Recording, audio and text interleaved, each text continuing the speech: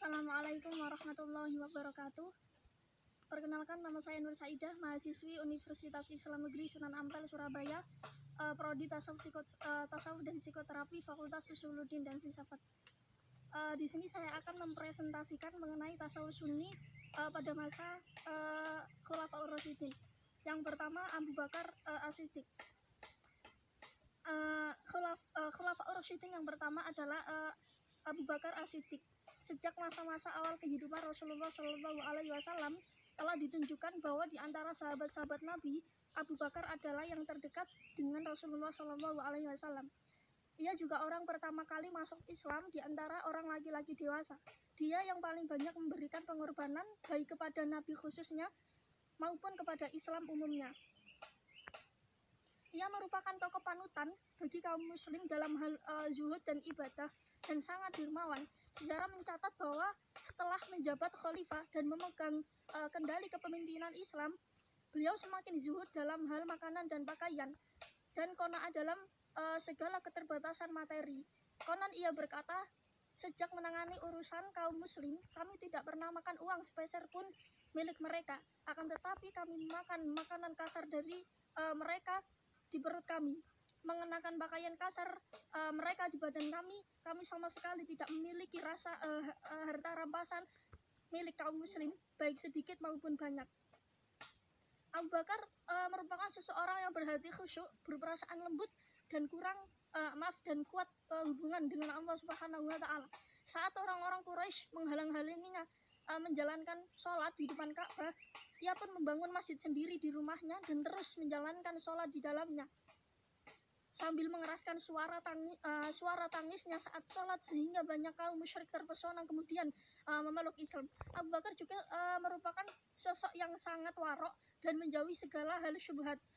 Suatu hari ia disuguhi makanan oleh pelayannya dan ia langsung menyantapnya sedikit karena lapar.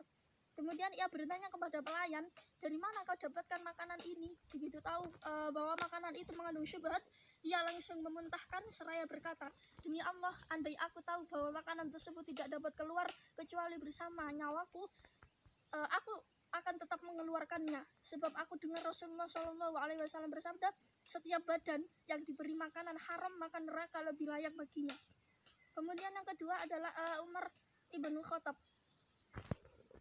Umar ibnu Khattab terkenal dengan kebeningan jiwa dan kebersihan kalbunya, sehingga Rasulullah SAW bersabda, Allah telah menjadikan kebenaran pada lidah dan kalbu Umar. Dia terkenal dengan kesederhanaannya. Diriwayatkan suatu ketika setelah dia menjabat sebagai khalifah, dia berpidato dengan memakai baju bertambal 12 sobekan. Umar adalah seorang terdekat dan setia kepada Rasulullah. Kepintaran beliau dalam berpikir dan memahami syariat Islam diakui sendiri oleh Nabi Shallallahu Alaihi Wasallam. Bahkan beliau sebagai salah seorang yang dinyatakan Rasulullah akan masuk surga. Beliau pujian orang terhadap Umar rasanya tidak kalah dari pujian orang Syiah terhadap Ali bin Abi Thalib.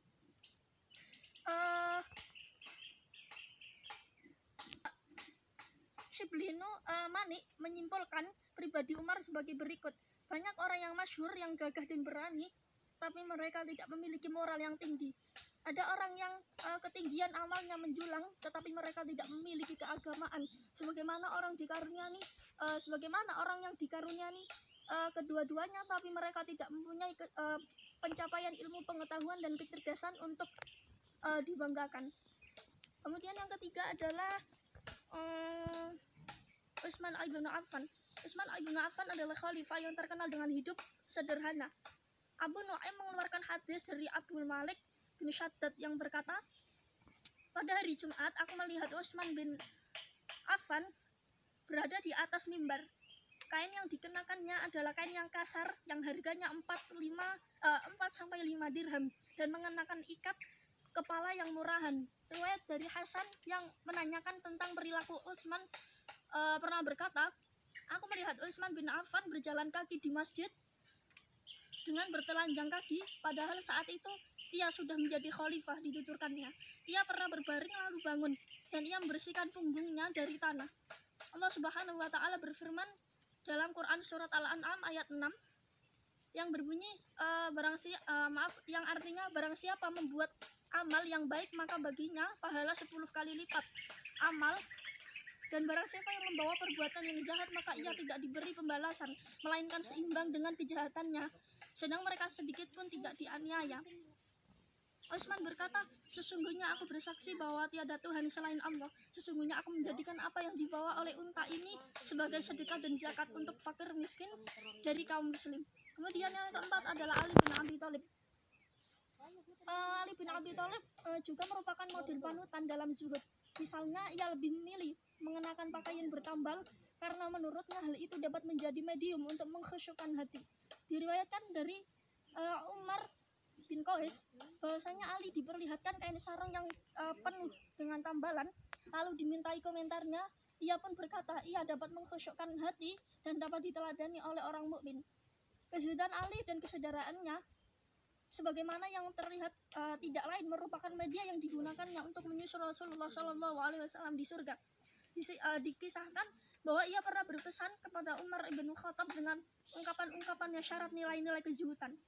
Jika kau ingin berdua dengan sahabatmu yakni Abu Bakar, maka kenakanlah baju bertambal, pakaian sandal bertambal, pendekkan anganmu dan makanlah tanpa kenyang. Sosok Ali dengan segala demikian sosok Ali dengan segala karakteristik luhur yang berusaha diteladani oleh kaum sufi sejati sejak masa pertumbuhan mereka, di samping semangat mereka untuk meneladani para sahabat lain. Jadi simpulnya bahwa para sahabat terutama Khulafaur Rasyidin telah membicarakan wacana-wacana seperti takut dan harap kepada Allah atau khauf dan roja. Kemudian khusyuk kepada Allah, warok dengan menjauhi segala hal-hal yang syubhat, tawakal kepada Allah, dan zuhud terhadap keduniaan. Tidak hanya berbicara, mereka juga langsung mempraktikkan hal tersebut dalam kehidupan praktis mereka.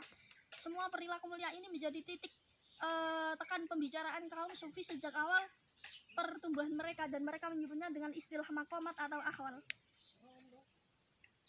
Jadi demikian yang dapat saya sampaikan, kurang lebihnya mohon maaf. Wassalamualaikum warahmatullahi wabarakatuh.